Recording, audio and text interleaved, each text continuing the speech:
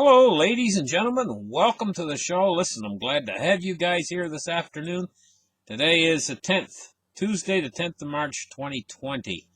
And listen, guys, I'm going to tell you, cryptocurrencies, Bitcoin, all of the cryptocurrencies were getting ready to go into a big boom.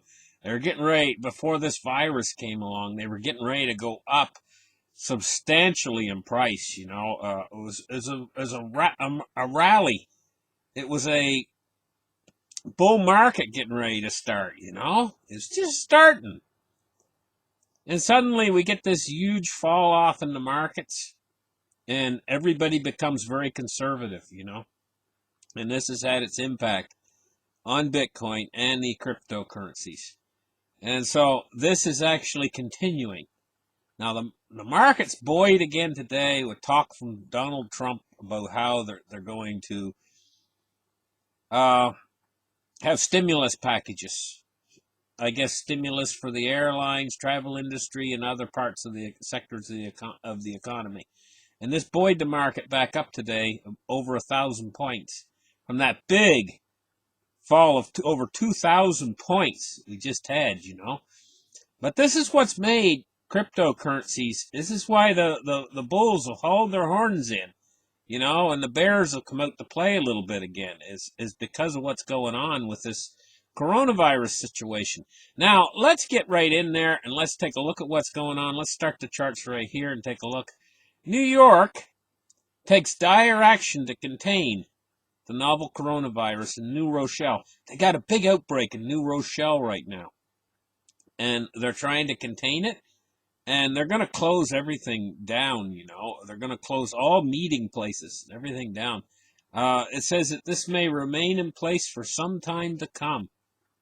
So these are precautions that they're taking in around New York, but it kind of shows you that if this virus starts to spread wider in the United States, that they'll start to include other areas where they shut things down so that people can't meet or gather. They can shut down things like shopping malls, churches, gathering places, festivals. Amazing all the different things that they can shut down, and if this keeps increasing, this outbreak. Now, let's take a look at cryptocurrencies today and just see what they're doing. 226 billion, Bitcoin dominance is 64.1%. And we're looking at a Bitcoin price of 79.61.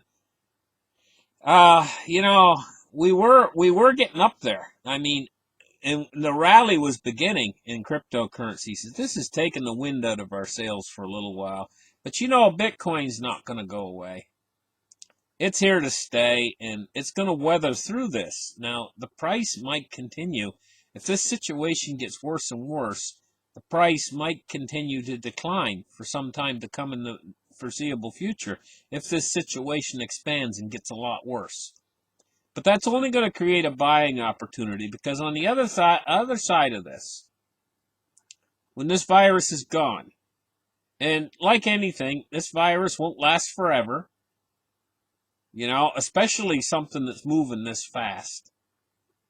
I mean, it comes like a whirlwind, and you know what whirlwinds are like. Whirlwinds blow away just as quick. And so the thing about it is on the other side of this, we're probably going to go back into the rally. And the lower Bitcoin goes, the bigger the rally's going to be. You know what I mean? So hang on tight, guys. That's what's going on with that. India has lifted their ban on Bitcoin. So India's a big market, and they've lifted their ban on Bitcoin. People can own Bitcoin now. Of course, right now in this bear market, there's probably not going to be a lot of people from India buying Bitcoin just yet. But when this bear market ends, and when the storm clouds blow away, when the tornado that come from nowhere, and the skies light up again, Bitcoin's going to go back into a bull market again. I have no doubts about it. And then the Indian people will start to buy Bitcoin and put them in their wallets because now they can. India wants crypto. That's what it says right here. India wants crypto. Now let's take a look here. Crypto clampdown. On this platform right here, crypto clampdown is occurring. And a lot of content creators, they're looking for other alternatives, as alternative. But you know what? YouTube's the best. There is alternatives out there, but YouTube's the best. YouTube's number one. It's a great platform for people to express their viewpoints and stuff like that. And the thing about it is a clampdown going on, evidently, and some people are switching their technical platforms. But I'm going to stay here as long as I can, and because I love my audience out there. I just love you guys. And you guys are the greatest. I really have a wonderful audience here on on the Delta Report, and the Delta Report is not all just about crypto. Okay, I do cover crypto on this channel, but this channel is not just crypto exclusively. I also cover major news stories, also cover subjects of interest, and so there's more to the Delta Report than just crypto. Anyway, though, that's what's going on in the world of crypto, and that's what's going on in the world out there today, right now. We've got huge problems with this virus. And there's something that's just not fitting with me in my mind with this whole thing. Let me switch the charts off right here. I want to talk to you guys in just a minute about this virus. There's something that's not quite fitting.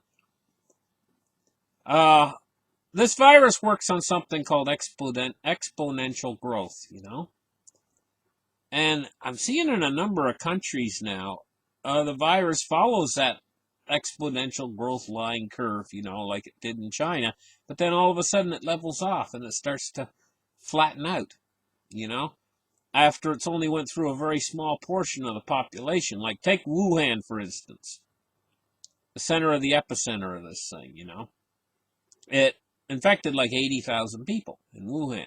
And that sounds like a lot, but when you consider that there's 11 million people in the city of Wuhan, 80,000 is not a lot. It's only a very small percentage. And the big question in my mind is why does this virus go up to a certain point and then stop? It's puzzling me. Big question marks in my mind. And I'm thinking about several possibilities why this happens. And one of the possibilities that's going through my mind is, could the virus actually... Now, I'm not a molecular bioengineer or anything like that, But I'm putting this out there because maybe in my audience, some of these bioengineers or these people that work on this, might hear what I'm saying and might say, hey, I might give them an idea, that they can do some research and find out. The thing about it is this virus seems to go up to a certain point. Like now it's doing the same thing in South Korea. Could it be that this virus is actually mutating to become more transmissible, but have less impact in the fact that it doesn't make the people as sick? In other words, maybe it's mutating somehow to it goes through a certain amount of people, and then at a certain point it mutates, and it still keeps on with its exponential growth, but it's going unseen somehow. Because take, for instance, a person, if they get a cold, it's just a little head cold. They don't feel real bad or anything, and a few days later they get over it. they're not going to go in and report that, and they're not going to get tested, you know? And so that'll go unnoticed. Now, what if the virus is just mutating into some sort of a head cold or something at a certain point? And maybe they didn't really stomp it out and control it. Maybe it's still spreading, but in a new mutated form that doesn't make you very sick and is not so.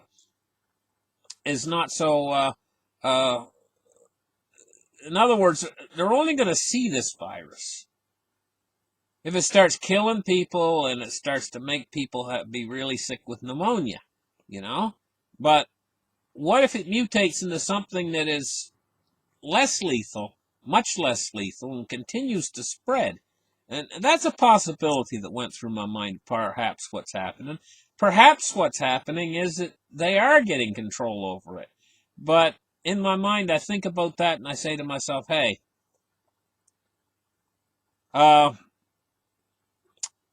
the people that are trying from the very start to control it. I mean, when it first comes in, there's only like one case here and one case there.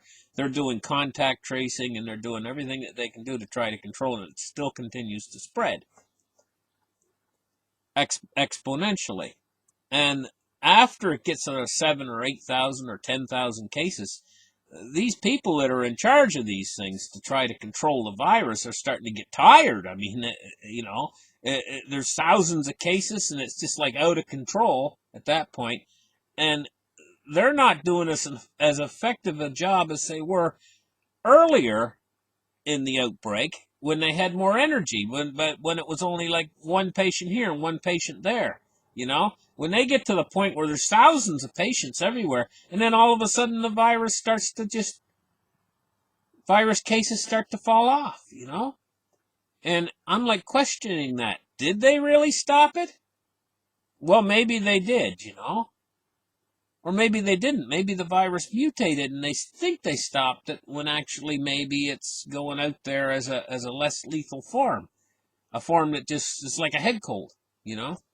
And big question mark comes to my mind then. I start to think, hey, if it's doing that, if it becomes like a head cold and it's not near as severe, say it changes into makes some little mutation or something and becomes a less severe but more infectious, you know, and it's still continuing to spread, but nobody knows it's there because it's just a head cold now, or it might not even have any symptoms at all. Would that give you immunity to the nasty version of it? You know, this is what's going through my head. Ideas like that, you know. Now, maybe some virologist out there will listen to what I'm saying and stuff, and he'll say, yeah, it might give him a light bulb, you know. He might say, gee, maybe that is doing something like that, you know, because that's what's going through my head. What could this thing be doing? And we're going to have to wait and see if it starts doing this in other countries. Like, we're seeing a tapering off in the number of cases now in South Korea. We saw already a tapering off in the number of cases in China. Now, if it starts to do that in Italy, it'll start to form a pattern, you know? We have to wait, see if Italy's next, see if the cases start to drop off in Italy, you know? And then if we see the cases start to drop off in other countries like Germany or whatever, then we can start to say, hey, something's going on here. Why are these cases of the virus dropping off? It should be continuing its exponential growth. And maybe we can take a more serious look at what might be happening here. It might be some sort of mutation or something. Because it's a new, novel virus. Nobody really knows that much about it, even the experts. Like, they haven't even figured out to this point, they haven't even figured out yet how long it'll live on surfaces. And there's big arguments amongst them about it. Some say it only lives a matter of not very long, and some say it's 9 days, some say it's 7 days, some say it's 3 days, and it's all confusing. They don't even know yet, really, exactly what the mortality rate of it is. Some say it's under 1%, some say it's like 3%, some I heard a quote of 3.4%, you know, they're all over the place, and they don't know what the R-naught value is yet. Some of them say it's R-naught 2.2 or 2, or I've heard estimates as high as 6.7. You know, I mean, there's all these different estimates. They don't know what the R0 value of it is yet. You know, they don't know how transmissible it is yet. Like, uh, they don't know if you can catch it from 6 feet away, 20 feet away, or if you have to get right up and kiss somebody practically to catch it. They're not sure. There are so many uncertainties about this. So many studies have not been done yet. And how long is it going to take before we get some sort of a vaccine for it? Now, there's the big thing. If we could get a vaccine and get it into mass production, that would be big. You know, but they're saying like 18 months. Well, I see it this way. The more damage this virus does, the more of a rush they're going to put on getting the vaccine. And a vaccine is what's really needed, you know? I mean, that's if you can get the people vaccinated, then this virus will stop. That'll stop it in its tracks. But that's a ways away. So, this is what's going on. Thank you guys for listening. Like and subscribe. Give me a thumbs up. We'll catch you guys in the next video. Bye-bye.